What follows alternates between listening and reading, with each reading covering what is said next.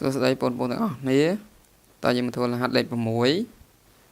យរកចំនួនជ្រុងនៃពហុកោណីយ័តមួយដែលមានផលបូករង្វាស់មុំក្នុងនិងមុំក្រៅស្មើនឹង1080អញ្ចឹងផលបូកមុំក្នុងនិងមុំក្រៅផលបូកទាំងអស់គឺ360ផលបូកមុំក្នុងវាមានរូបមន្តរបស់វាគឺ n ដក2គុណឲ្យ180ហើយបើសិនយើងបូកឲ្យ360ដឺក្រេគឺវាទៅស្មើនឹង1080ចឹងយើងទាញរតម្លៃ n មកយើងអាចរកចំនួនជ្រុងបានហើយចឹងយើងចង់រកយើងអានេះទុកដែរមក n ដក2គុណឲ្យ180ស្មើឲ្យយើងបោះ1080ដកឲ្យ360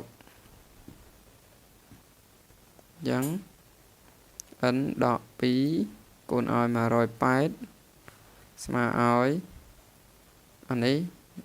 0ដក0បាន0នេះ8ដក6នៅសល់2នេះ10ដក3នៅសល់7 720ចឹងយើងទាញរក n ដក2យើងបោះ180យកខាងនេះមកចឹង720លើឲ្យ180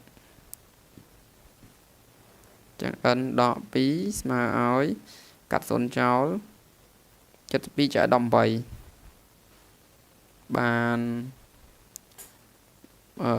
មើលបានដងបាន5ដង5ដល់8ដង90បាន4 3ដង32 2ត្រាទុក3 4ដង4 4 3 7ថាបាន4អញ្ចឹងយើងទាញរក n ឃើញហើយ n ស្មើឲ្យ4 បូក 2 ចឹង n ស្មើឲ្យ6